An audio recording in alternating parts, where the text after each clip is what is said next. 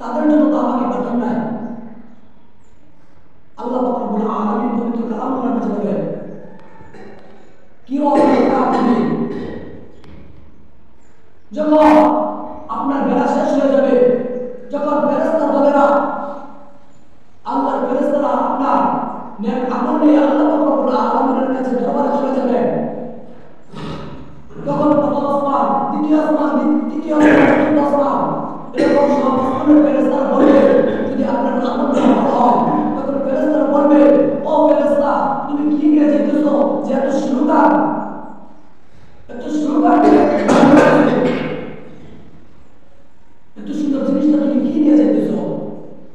তখন সে ফেরেশতা বলবে, দুনিয়ার জমিনে আল্লাহর বান্দা ছিল যে দুনিয়ার জমিনে সবসময় সঠিক পথে চলেছে, ইবাদত বন্দেগী করেছে,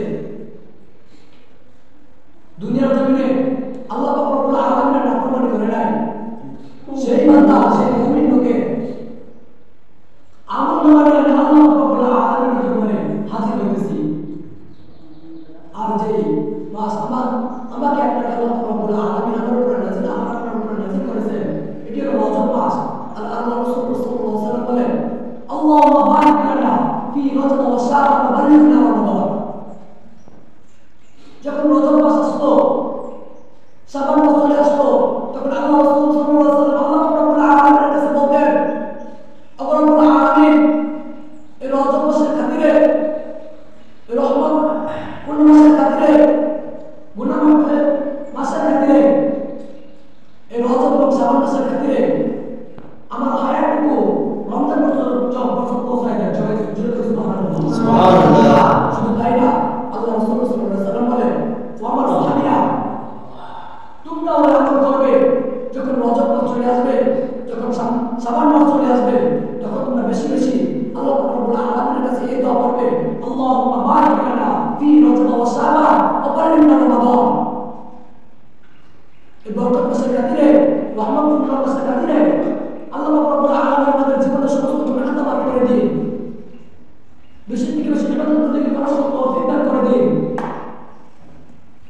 সামনে রমজান মাস যেন আমরা ভালোভাবে রমজান মাসে রোজা রাখতে পারি, ইবাদত বন্দেগী করতে পারি, সে তৌফিক দান করে দিন।